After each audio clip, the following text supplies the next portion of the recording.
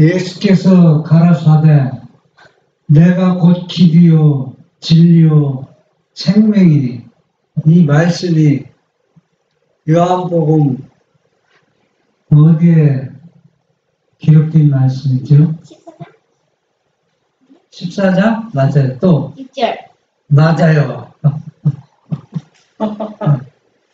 요한복음 14장 15절 16절 이렇게 쭉 보면은 예수님이 그 아주 귀중한 말씀을 하셨는데, 이 제자들이 처음에는 이해를 못했어요. 그러나 계속 예수님이 반복해서 말씀하실 때 이 제자들은 이 말씀을 이해했습니다.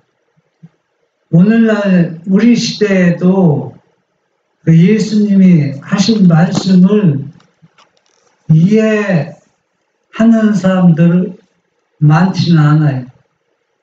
그래서 이 말씀을 왜곡하고, 그래서 예수님이 하신 말씀을 왜곡하면은 순종도 할 수가 없는 것입니다. 그래서 우리는 예수님을 통하지 않고는 우리가 하늘에 올라갈 수도 없고 또 아버지 앞에 갈 수도 없습니다. 예수님은 모든 메사야, 아무리 작은 부분이랄지라도 자신을 드러내지 않고 아버지를 드러낸 것을 알 수가 있습니다. 그래서 나는 보냄을 받은 자에 불과하다고 그 자신을 그렇게 말씀하신 것을 우리가 알 수 있습니다. 그래서 우리는 예수님을 통해서 생명의 길로 가야 되는 겁니다.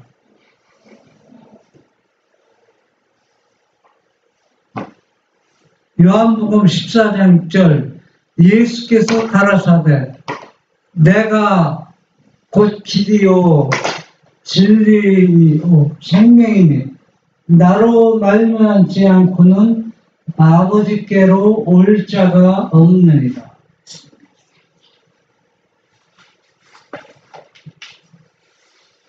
로마서 8장 34절을 보면 누가 정죄하리오 죽으실 뿐 아니라 다시 살아나신 이는 그리스도 예수시니 그는 하나님 우편에 계신 자요 우리를 위하여 간구하시는 자신이라 했습니다.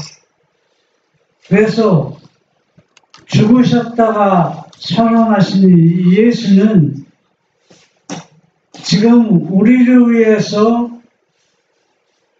중보하고 계시고 중보하고 간구하시고 계시며 또 그분의 영을 통해서 인성으로 인간과 함께 하셨던 그분이 이제는 영으로 모든 인간과 우리와 함께 하시는다는 이 말씀입니다.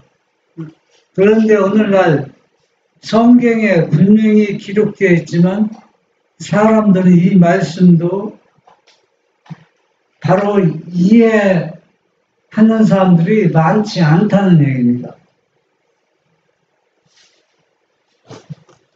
파이주서 로마서 8장 26절 34절 그리스도의 중보와 그리스도의 영 예수 그리스도는 제단 앞에 서서 매 순간마다 계속해서 세상 죄를 위한 희생 제물을 드리시는 분으로 표상되어 있다. 그는 주께서 베푸신 것이요 사람이 한 것이 아닌 참 장막에 부리는 자이다. 유대 성소 곧 상징적인 그림자는 더 이상 효험을 갖고 있지 못하다. 매일 그리고 1년마다 드리는 표상적 속죄 의식을 더 이상 치를 필요가 없고 죄가 계속 범해지기 때문에 중보자를 통한 속죄의 희생은 필수적인 것이다. 예수는 죽임을 당하신 어린 양이시기 때문에 그의 흘리신 피를 하나님 앞에 내어놓으시고 그 앞에서 중보자의 직무를 행하고 계신다. 여기에 보면은 그 로마서 8장 26, 34절 이렇게 보면은 그게 제목이 뭐라 했어요? 그리스도의 중보와, 그러니까 지성소에서 우리의 죄도 위해서 중보하고 계시면서 또 한편은 뭡니까? 그분의 영이 지금 활동하는 장면이 나오는데 여기에 성경의 예언의 신에 보면 이걸 왜곡했어요. 어떻게 왜곡했느냐 하면 그리스도는 중보하면서 그렇기 때문에 성령 하나님이 영으로 활동한다는 얘기입니다. 영으로. 그런데 사람들은 왜 이 말씀을 왜곡하는지 제가 이해한다는 게 쉽지는 않아요. 왜냐하면 어차피 인성으로서 우리가 이제 활동할 시간이 끝났고, 이제 인성을 끝났고, 어차피 영으로 활동하는데, 예수님도 부활하신 후에 영으로 활동한다고 성경에 분명히 게시되어 있습니다. 그런데 성령 하나님은 영으로 활동하는데 왜 예수님은 영으로 활동하지 않고 지성소에만 중보하는 얘기입니다. 그래서 제가 지난번에서는 예인의 신과 성경에서는 사단이 수정한 곳이 많이 있다고 했어요. 성경에는 약 2만 곳이나 수정되었고, 예인의 신도 본래 선지자가 그대로 기록한 것이 아니라 사람의 손에 의해서 수정된 것이 예인의 신도 많이 있습니다. 그러나 제가 분명히 그때 말씀드렸죠. 아무리 성경이나 예인의 신이 수정되었다고 해서 진리가 아닌 것이 기록되어 있다 해서 우리가 불신할 필요가 없다. 왜 불신할 필요가 없느냐? 아무리 수정되어도 그 안에 뭐가 많이 있어요. 참된 진리가 많이 있기 때문에 그 진리만 통해서만 우리가 구원하는 데는 아무 문제가 없다. 그래서 우리는 절대로 아무리 성경이나 예신이 수정되고 잘못된 것이 있다 할지라도 절대 우리는 부인하지 않는다. 할 필요가 없다. 제가 말씀을 드렸습니다. 타이투서 로마서 8장 26절 34절. 예수는 죄인들의 모든 허물과 잘못을 위하여 제물을 바치고 계신다. 우리의 중보자이신 그리스도와 성령은 인간을 위하여 계속 중보하시지만 성령은 그리스도의 중보 사역과 같지 않다. 그리스도는 창세로부터 죽임을 당해서 흘리신 그의 피를 내어놓고 중보하시지만 성령은 우리 마음에 역사하시고 기도를 하게 하고 회개와 찬양과 감사를 이끌어내신다. 우리의 입술에서 흘러나오는 감사는 성령으로 심금을 울리신 결과이며 마음의 음악을 일깨우신 결과이다. 여기서는 성령께서 있습니다. 원래 그 책에 그대로 내용이는 이제 성령이라고 했는데 우리가 이 말씀을 배워서 왜 사람들은 지금 여기 중보자가 둘입니다. 여기 지금 둘. 인성을 쓰셨던 중보, 지금 인성을 가지고 지성소에서 중보하는 예수 그리스도한테 나타내고 또 뭡니까? 성령도 중보하는데 이 성령은 인성을 쓰신 그리스도의 중보와 똑같이 중보하는 것이 아니라 인성을 쓰신 그 중보 사역을 그러니까 이 부활하신 그 예수님이 인성을 쓰셨던 인간으로서 활동하셨던 그것을 기억하고 그걸 끌어내기 위해서 심금을 울리도록 그분의 영이 지금 우리의 마음을 어때요? 어디로 끌어올려갑니까? 하늘 지성으로 끌어올려가는데 이 역할을 오늘날 교회에서는 성령 하나님 그 일을 하고 있다는 얘기입니다. 그 일을. 그러면 만약에 성령 하나님이 그 일을 하고 있다면 문제가 심각합니다. 왜 문제가 심각하느냐? 예수님은 인성을 쓰시겠다는 것이어서 사람과 교제하며 식사도 같이 하고 죽은 사람을 부활시키고 죽어가는 사람을 살리시고 기로운 사람을 마음에 기쁨을 주고 평안을 주었는데 만약에 이 예수님과 상관없는 제3존재가 성령 하나님이 우리의 마음을 심금을 뭐 어떻게 울리게 합니까? 이건 완전히 거짓말이잖아요.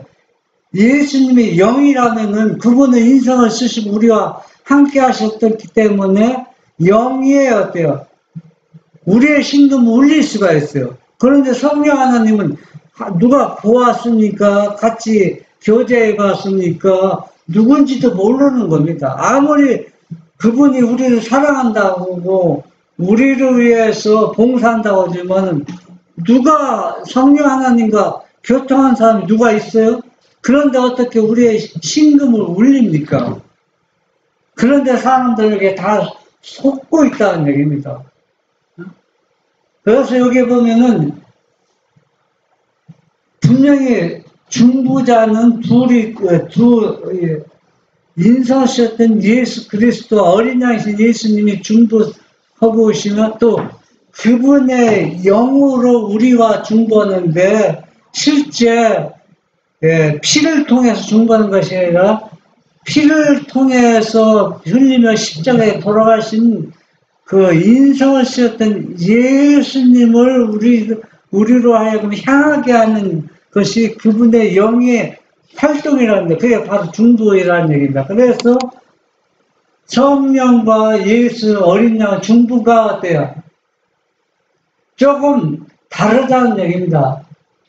그러니까 여기 보면 우리의 중보자신 그리스도와 성령은 인간을 위해 계속 중보하지만은 성령은 그리스도의 중보사역과 같지 않다 했습니다. 같지 않죠. 왜? 영으로 우리를 위해서 중보하고 있기 때문에 그렇습니다. 그래서 이 영의 마음의 역사 없이는 우리가 회개와 찬양을 감사를 드릴 수가 없어요.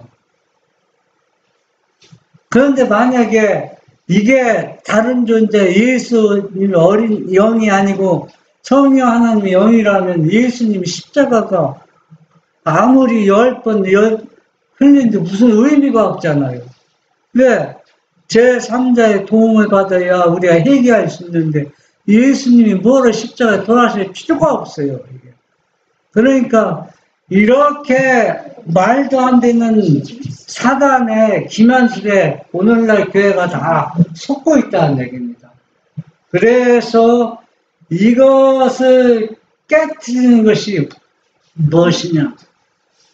복음의 원칙을 다시 인간에게 심어주는 것이 세천사의 기별이라는 얘기입니다. 그래서 원래 복음을 다시 찾아내고 그 복음을 다시 선포하는 것입니다. 화이트석 로마서 8장 26절과 34절 예배와 기도와 찬양 그리고 회개는 사람의 죄의 자복 등은 참된 신자들에게서 향년처럼 하늘 성소로 올라가지만 그것들은 타락한 인간의 입술에서 나온 것이기 때문에 매우 불결해서 보혈로 정결케 되지 않으면 하나님께는 아무 가치가 없는 것이 될 것이다. 그것들은 순결한 가운데 올려지는 것이 아니다. 만약 하나님의 우편에 계신 중보자께서 그의 의로 모든 것을 정결케 하여 드리지 않으면 하나님이 간합하실 만한 것이 못된다. 지상 장막에서 올라가는 모든 향료는 정결케 하시는 그리스도의 핏방울이 적셔야 한다. 그는 하나님 앞에서 자신의 공로를 담은 향로를 갖고 계신다. 네, 예수님은 어린 양이신 예수님은 지성소에서 우리를 위해서 중보하는 우리가 아무리 기도를 드려도 우리의 기도는 너무 불결해서 그리스도의 핏방울에 적셔야 우리의 기도가 어디에 올라가는가? 하나님 보좌에 올라간다는 얘기입니다. 그래서 이 일을 도와주는 것이 뭐냐?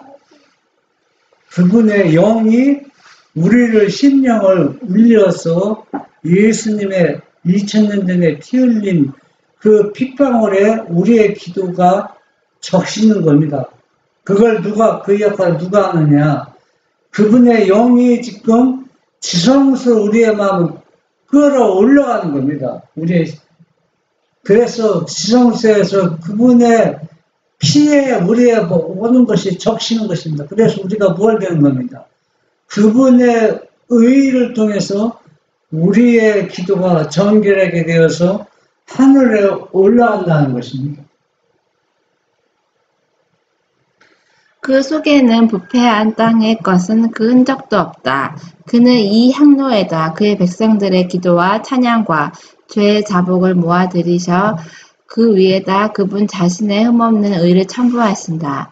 그 향은 그리스도의 속죄의 공로로 향기롭게 하였기 때문에 하나님께서 온전히 받으실 만한 향으로 간합된다. 그 다음에 기도의 응답이 있게 된다.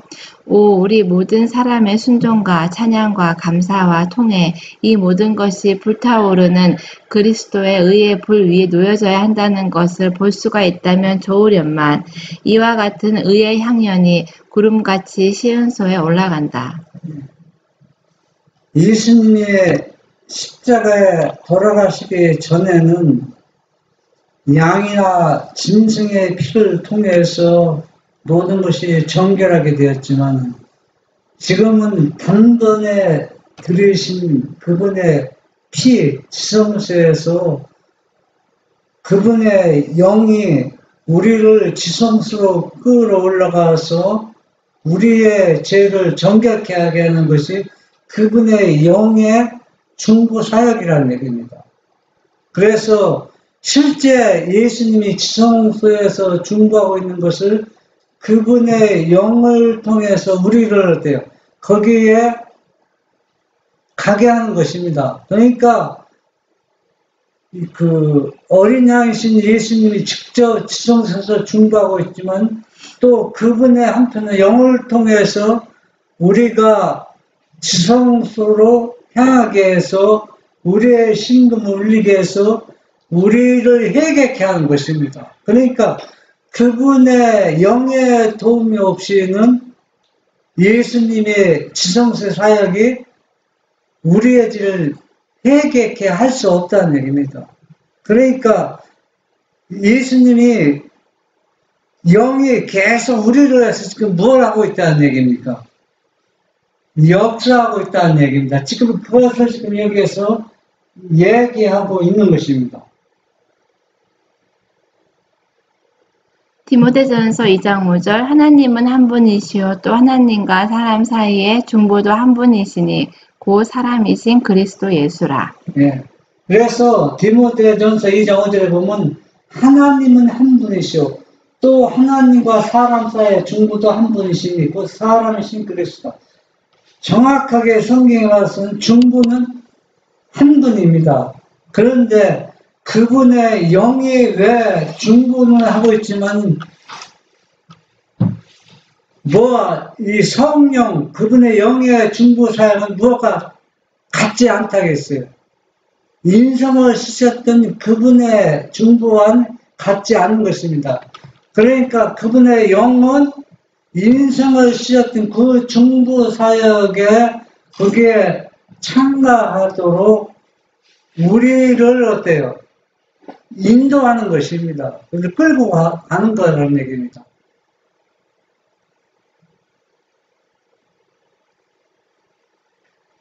하나님을 대신해서 행하심. 아담과 하와에게는 그들의 충성심을 회복할 수 있는 은혜의 시기가 주어졌다. 이 자비로운 계획 속에는 그의 후손들도 모두 다 포함되어 있었다. 아담이 타락한 후 그리스도는 아담의 교사가 되셨다. 그는 인간에 대해서 하나님을 대신해서 행하셨고 인류를 즉각적인 죽음에서 구원해내셨다. 그는 하나님과 사람 사이에 중보자의 일을 맡으셨다. 때가 차면 그는 사람의 모양으로 나타나시도록 되어 있었다. 예, 여기에서는 영원 전부터 구속의 경륜이 예수님이 실제 중보하시고 해서 인성으로 오실 것을 이미 영원 전분에 계획이 세워졌던 것입니다. 그것은 실제 이 땅에서 이루어진 것을 우리 눈으로 확인했고 역사에 기록이 되어 있습니다. 그런데 우리가 어떤 목사님과 대화하는데 그 목사님이 이렇게 말씀을 하시더라고요. 예수님은 지성소에서 우리를 위해서 중보하고 있기 때문에 그래서 성령 하나님이 도움이 필요하다는 얘기입니다. 왜? 그분은 인성이 계속 쓰시고 있기 때문에 우리에게 오실 수가 없다는 얘기입니다. 성경에 어디에 그렇게 기록된 데가 있습니까? 없습니다. 없는데 왜 사람들은 그렇게 생각해요? 왜곡해서 그렇게 생각하는 겁니다. 우리가 성경을 떠나서 인간적인 과학으로 우리가 현실에서 살펴볼 때 그 말이 너무 안 맞아요. 왜 안 맞느냐면 제가 그래서 그 목사님한테 이렇게 말씀드렸습니다. 우리가 인간도 미국에 있는 자녀에게나 부모에게 우리가 전화를 걸어서 서로 목소리를 듣고 또 지금은 또 서로 얼굴을 보면서 전화하고 있다고. 이 얘기를 우리의 조상들에게 100년 전, 200년 전에 사람들에게 이 얘기하면 이해가 가는 얘기냐고. 인간도 그렇게 과학에 발달해서 그 멀리 떨어진데도 서로 목소리를 들어가면서 얼굴을 보면서 전화하고 있는데 하물며 창조주시는 절대자 분께서 그 일이 왜 불가능하게 느껴지냐고.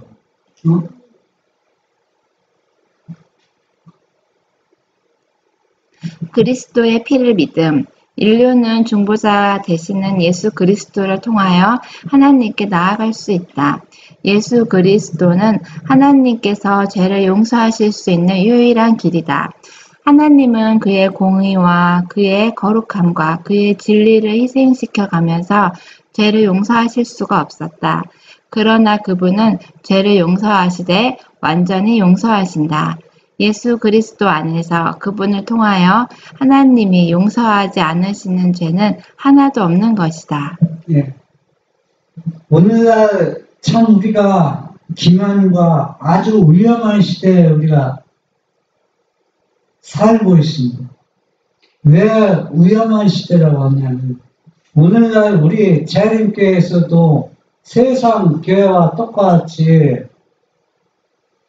지금 우리의 죄를 예수 그리스도 통해서 용서받는 것이 아니라 성령 하나님이 도움을 받아서 그분의 영을 통해서 우리가 용서가 이루어진다 이렇게 예언의 그렇게 다 수정되어 바꿔놓았습니다.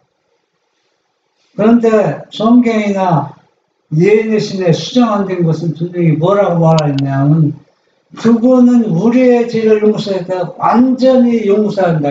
완전히 용서한다는 얘기는 우리의 죄를 완전히 도말시켜 줄 수 있는 약속입니다. 그래서 어떠한 죄도 용서되지 않는 죄는 없습니다. 그래서 만약에 여러분들이 계속 성령 하나님의 도움 통해서 우리가 죄를 해결할 수 있다고 믿으면은 그는 죄가 해결가 이루어지지 않을 뿐들 아니라 그런 사람들은 마지막 시대에 예수님께서 재림할 때 그분을 분명히 영접할 수가 없습니다. 왜 영접할 수가 없느냐? 사단의 기만에 빠져 있는 사람이 어떻게 늦은 비를 받으며 구원이 이루어질 수가 있습니까? 분명히 나는 길이요, 예수님은 나는 길이요, 진리요, 생명이니 나를 만나지 않고는 아버지 앞에 나올 자 없다 분명히 말씀해 주셨습니다. 이걸 부정하는 사람들 어떻게 예수님이 재림할 때 우리가 예수님을 영접할 수 있겠습니까? 이것은 죄인의 유일한 소망이요. 만약 죄인이 신실한 믿음으로 이 소망 가운데 있으면 그는 용서를 확신하고 더욱 완전히 확신할 것이다. 통로는 단 하나뿐이지만 모든 사람이 다 접근할 수 있는 통로이다. 바로 그 통로를 통하여 부요하고 풍성한 용서가 회개하고 통회하는 영혼을 기다리고 있으며 가장 검은 죄라 할지라도 용서를 받는다. 예, 변명할 여지가 없습니다. 통로는 딱 하나입니다. 예수 그리스도. 그 통로를 통해서만 우리가 뭐합니까? 용서와 회개가 성립된다는 얘기입니다. 어떠한 죄라도 우리가 회개하면 용서받을 수 있다는 약속입니다. 이중의 대표자, 그리스도는 인간에게 대한 하나님의 대표자시요 하나님께 대한 인간의 대표자시다.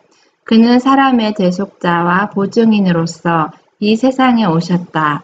그는 회개하고 돌아와 충성하는 사람들을 모두 다 온전히 구원하실 수가 있다. 그의 의를 인하여 그는 사람을 유리한 입장에 갖다 놓으실 수가 있다. 우리의 유월절 양이신 그리스도께서 우리를 위하여 희생이 되셨다. 그가 죄 없는 그의 귀한 생명을 주사 영원한 파멸에서 죄 많은 인간들을 구원하셨으니 이는 그들이 그분을 믿음으로 하나님의 보좌 앞에서 죄 없는 자로 서게 하려 하심이다. 예인의 신에는 어떻게 수정된 줄 알았어요?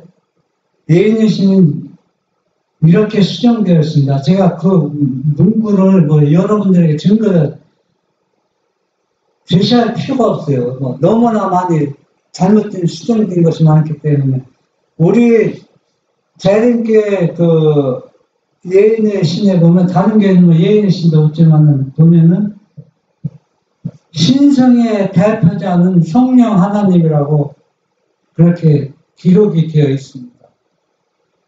신성의 대표자는 누구라고요? 성령 하나님이라고요. 또 우리 교회 25개 교리인데 지금 28개 교리인데 그 교리에도 성령 하나님이 역할이 아주 아버지 아들 역할보다 더 중요하게 나와 있습니다. 그래서 제일 첫 번째로 등장하는 것이 성령 하나님입니다.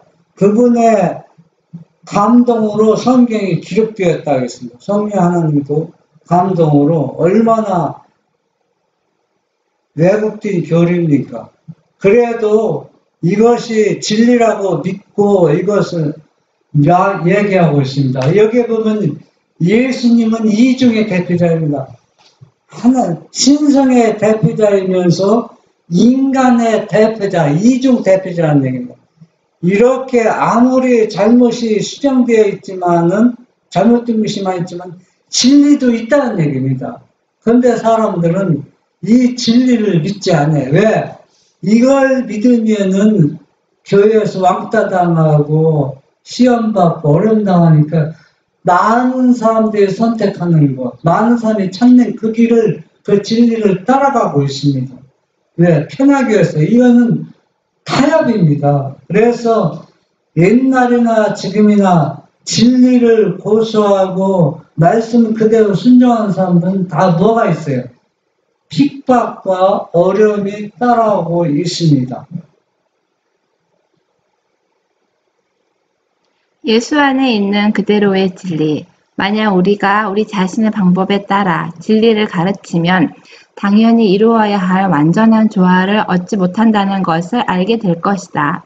그러나 우리가 예수 그리스도 안에 있는 진리를 가르치면 우리는 크고 진실한 교육자이신 분의 정신으로 진리를 가르치게 될 것이다. 여러 가지 의견을 갖거나 자기의 의견을 고집하지 않고 눈과 눈을 마주 볼 것이다. 우리가 이렇게 가르치면서 예수께서 우리를 도우사 그분 안에 있는 그대로의 진리를 가르치게 하실 것을 믿으면 그 진리를 갖게 될 것이다. 여러분들이 분명히 이 시간 기억하고 생각해야 할 문제는 예수님이 제자들에게 가르쳐준 진리 그대로 진리를 수호하고 또 순종하면은 여러분들이 새 천사의 기별을 선포하게 될 것입니다. 그러나 성령 하나님을 고집하며 이분 새 하나님을 믿고 존중한다는 사람들은 절대로 새 천사의 기별을 선포할 수가 없어요. 그리고 절대로 또 늦은 비를 받을 수도 없을 뿐더러 또 환난을 위해서 준비가 이루어지지도 않고 또 주님께서 그렇게 영광스럽게 재림할 때도 그분을 영접할 수 없다는 제가 확신 있게 말씀을 드립니다. 왜?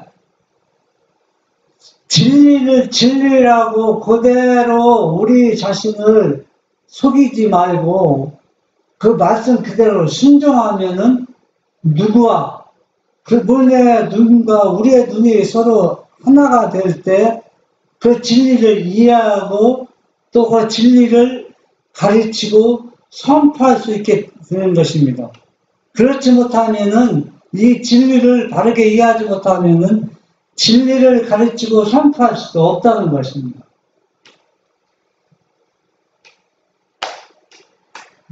초기 문제 54. 2300주야의 끝. 나는 한 보좌를 보았는데 그 위에는 아버지와 아들이 앉아 계셨다. 나는 예수님의 용모를 바라보고 그분의 자애로운 모습에 감탄했다. 아버지의 형상은 뵐 수 없었는데 그것은 영광으로 번쩍이는 구름이 그분을 덮고 있었기 때문이었다. 나는 예수님께 아버지께서도 그분과 같은 모습인지를 물었다. 그분은 아버지께서도 당신과 같은 형상을 하고 계시다고 하셨다. 제 본 기억으로는 시대의 소망이나 다른 데도 그 성령 하나님이 등장하고 있어요. 등장하고 있는데 그냥 성령 하나님 있다고 표현만 했지 실제 아버지와 아들과 성령 하나님이라고 이렇게 문구를 나열해서 근데 제가 아직 찾아보지 못했습니다. 그래서 여기에 보면은 아버지와 아들의 형상이 지금 나오고 있습니다. 그런데 아버지와 아들의 형상이 있는데 아들의 형상을 본 사람은 인간이 있지만 아버지의 형상을 본 사람은 아직도 인간은 아무도 없어요. 모세도 그 형상을 보았지만은 아버지 형상을 본 것이 아니라 예수님의 형상을 보았는데 그것도 정면을 본 것이 아니라 뒷모습을 보았습니다. 그런데도 만약에 사람이 아버지 형상을 보고 살아남을 사람은 아무도 없다고 했습니다. 그런데 그 예수님은 형상을 보고 살아남은 사람이 있어요. 요한도 예수님이 형상을 보았고 모세도 자신이 못 보았지만 뚜렷하게 그분의 형상을 보고 살았습니다. 그러면은 예수님의 형상은 아버지 형상보다 못하다는 얘기가 아니라는 얘기입니다. 그런데 왜 아버지 형상은 보면 살 수 없고 아들의 형상을 보면은 죽지 않는가? 우리가 그걸 또 이해해야 되는데 어떻게 이해해야 되냐면은 예수님의 형상은 인간이 죽지 않을 만큼 그 형상으로 나타나기 때문에 안 죽는 겁니다. 예수님의 형상. 그래서 어떤 사람들은 예수님은 아버지보다 능력이 떨어지고 좀 부족해 생각하는데 절대 그렇지 않다는 얘기입니다. 그러나 내가 볼 수 없는 것은 만일 네가 그분의 영광을 한번 바라본다면 너는 살아남지 못하게 될 것이기 때문이다 라고 말씀하셨다. 보좌 앞에서 나는 재림 신도들과 교회와 세상을 보았다. 나는 보좌 앞에 있는 두 무리를 보았는데 한 무리는 아주 진지하게 머리를 숙이고 있는데 비해 다른 무리는 무관심하고 부주의한 자세로 서 있었다. 보좌 앞에서 머리를 숙이고 있는 무리들은 예수님을 바라보며 기도하고 있었고 예수께서는 당신의 아버지께 탄원하시는 것처럼 보였다. 한 줄기의 빛이 아버지께로부터 나와 아들에게 이르렀고 아들에게서 다시 기도하는 무리에게 임하였다. 네. 우리는 통로는 아버지가 아들을 통해서 우리에게 오는 것입니다. 네.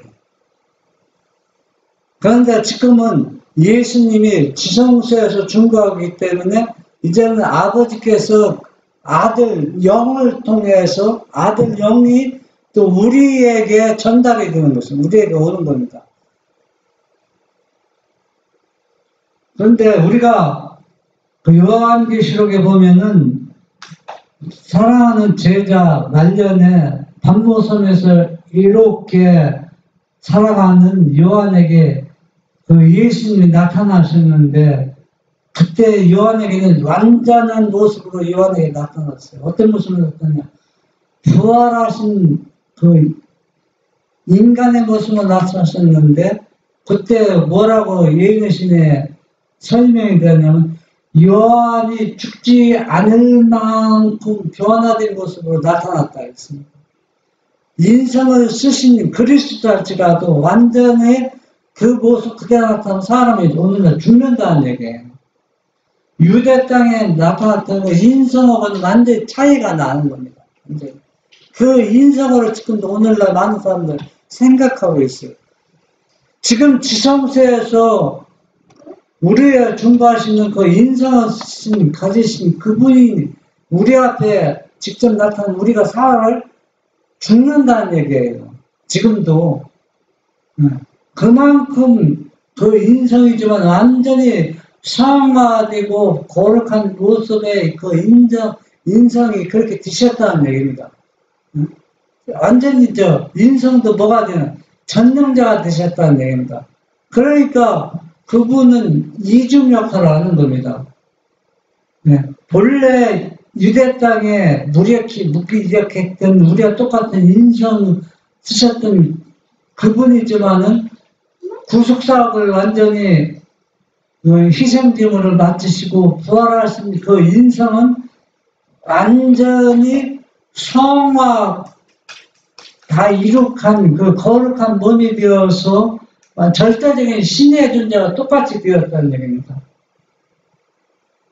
그래서 우리가 지금 초기문집에 보면은 2300절 끝에 대해서 지금 우리에게 예언된 거 또 현실의 역사 속에서 이렇게 보면은 2300주야는 끝이 1844년이잖아요. 그때 되면은 두 무리가 나타나는데 한 무리는 계속 하나님의 말씀을 불신하고 또 한 무리는 계속 말씀대로 순종했는데 지금도 예수님이 지성소에 들어갔는데도 지성소에 들어간 예수님을 작은 무리는 남은 무리는 예수님과 함께 지성소에 따라갔는데 지성소에 함께 따라가지 않은 무리는 계속 지금도 당신의 영을 주시켜 기도하는 무리가 나타나고 있습니다. 이건 바로 뭐냐? 첫째와 둘째 천사를 거절할 것을 이미 암시해주고 있습니다. 그때 나는 몹시 밝은 빛이 아버지께로부터 나와 아들에게 이르고 아들에게서 다시 나와 보좌 앞에 있는 다른 무리들 위에 머뭇거리는 것을 보았다. 그러나 대다수의 사람이 이 큰 빛을 받지 못했다. 많은 사람들이 그 빛을 피해 나가서 즉시 그 빛을 거절하였다. 어떤 사람들은 대수롭지 않게 여기고 그 빛을 받지 않았다. 그러자 그 빛은 그들을 떠나고 말았다. 몇몇 사람은 빛을 받고 기도드리고 있는 적은 무리에게로 가서 함께 머리를 숙였다. 기도하는 무리는 모두 그 빛을 받아들이고 그것으로 인해 기뻐하였다. 그들의 용모는 그 빛의 영광으로 빛나고 있었다. 이 배경을 우리가 자세히 이해하려면 초기문집을 계속 몇 번 보시면 이해가 되는데 첫째와 둘째 천사의 기도를 거절하는 사람들은 어떤 일이냐? 또 첫째와 둘째 천사의 기도를 받아들이는 사람들은 예수님과 어디로 같이 따라오고 어디로 들어가는 거예요. 지성소로 따라 들어가는 것입니다. 그러나 첫째와 둘째 천사의 기도를 거절한 사람들은 예수님이 없는 이 성소에서 계속 영을 달라고, 당신의 영을 달라고 기도하는 모습을 우리가 볼 수 있습니다. 나는 아버지께서 보좌로부터 일어나 불병거를 타시고 휘장 안에 있는 지성소로 들어가 자정하시는 것을 보았다. 그러자 예수께서도 보좌로부터 일어나셨고 그의 앞에서 머리를 숙이고 있던 무리들도 그분과 함께 모두 일어섰다. 나는 예수께서 일어나신 이후에는 단 한 줄기의 빛도 그분으로부터 부주의하는 무리들에게로 가는 것을 보지 못했다. 그들은 칠흑 같은 어둠 속에 버려졌다. 예수님과 함께 일어선 무리는 그분이 보좌를 떠나 그들을 좁은 길로 인도하실 때 그들의 눈을 그분께 고정시키고 있었다. 그 후에 그분은 오른팔을 들고 사랑스러운 목소리로 말씀하셨다. 예, 오늘날도 똑같은 현상이 지금 역사가 벌어지고 있습니다. 그러니까 1843년, 44년에 첫째와 둘째 천사의 기별을 거절한 사람은 오늘날도 똑같은 세 천사의 기별을 거절하는데 그 거절한 어떤 사람이냐? 지금 예수님의 영의 활동을 믿음으로 받아들이지 않고 성령 하나님이 믿는 사람들은 이 기별을 듣지 못했을 때는 예수님이 함께 하셨지만 그러나 분명히 세 천사의 기별은 분명히 하나님이 영은 어떤 존재이고 성령 하나님은 실제 하나님이 아니라는 것을 세 천사의 기별이 분명히 밝혀주는데 이 기별을 듣고도 믿음으로 따라가지 않는 사람들, 그러니까 믿음으로 지성소에 따라 들어간다는 얘기는 그분의 말씀을 다 받아들이고 순종하는 것을 의미하는 것입니다. 그런데 그렇지 않은 사람들은 1844년에 예수님을 거절한 그 역사가 계속 오늘날에도 반복되고 있다는 것을 알 수가 있습니다.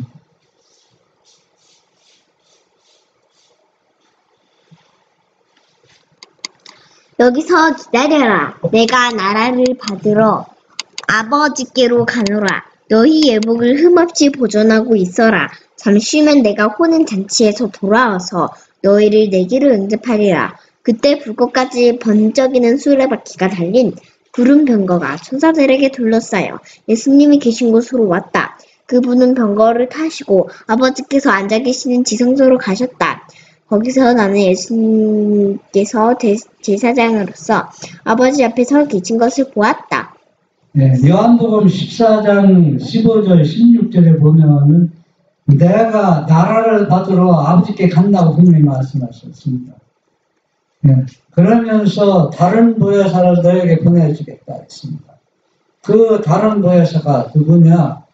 바로 그 예인의 신에는 정확하게 표현한 것이 부활하신 예수님의 당신의 영이 죄악세상에서 살고 있는 제자들 도와주기 위해서 다시 부활하신 영이 돌아왔다고 표현되어 있는 것이 있고 또 많은 예인의 신에서는 그 성령 하나님이 지금 활동하고 있다고 예인의 신이 말하고 있습니다.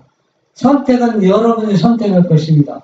성령 하나님을 믿는 사람들은 성령 하나님 영예로 볼 것이고 또 진리를 수호하고 진리를 믿는 사람은 부활하신 그분의 영이 죄 많은 제약성의 제자들을 돕기 위해서 오신 것처럼 오늘날 우리를 돕기 위해서 부활하신 그분의 영이 우리를 도와주실 것입니다. 여러분은 어떤 것을 믿을 것인가? 여러분이 선택해야 될 것입니다. 그분이 입은 제사장의 예복의 가장자리에는 방울과 석류 무늬가 장식되어 있었다. 예수님과 함께 일어선 자들은 지성소에 계신 그분에게 자기들의 믿음을 상달시키면서 우리 아버지시여 우리에게 당신의 영을 부어주시옵소서라고 기도했다. 그러자 예수께서 그들에게 성령을 불어넣어 주셨다. 그 안에는 빛과 능력과 풍성한 사랑과 기쁨과 평안이 있었다. 예. 이걸 진리를 그대로 가감하며 믿는 사람들은 성령 영, 예수님의 영을 풍성하게 빛과 능력과 그 사랑과 기쁨과 평안을 그 영을 통해서 얻었습니다.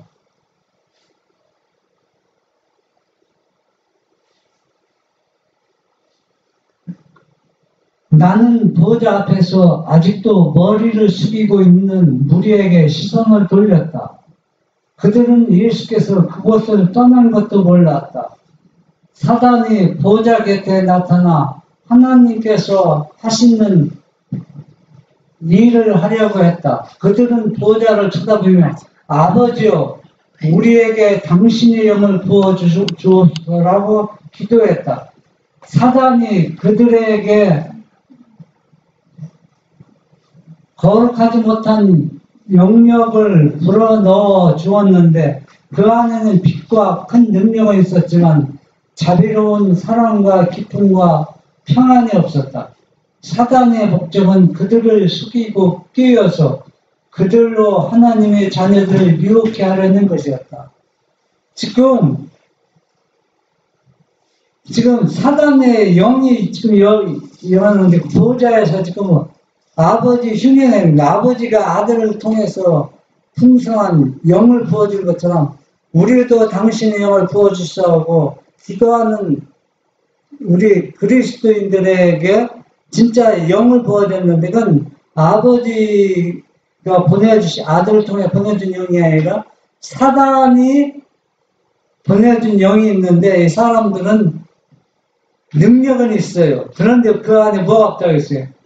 평안과 기쁨이 없었다 하겠습니다. 사단도 영을 부어주어요. 그렇게 사람들이 속는 것입니다. 이 마지막 시대에 이 일이 우리 주변에서 우리 가정에서 이 일이 일어나고 있습니다. 우리는 누구의 영을 받을 것이냐? 부활하신 예수님의 영을 구하는 것이냐? 그렇지 않으면 예수님과 상관없는 사단의 영, 성령 하나님의 영을 구할 것이며 여러분이 구하는 그 영을 받을 것입니다. 그러나 우리는 분명히 이 시간 아버지가 아들을 통해서 주신 그 영을 받아서 우리는 어때요?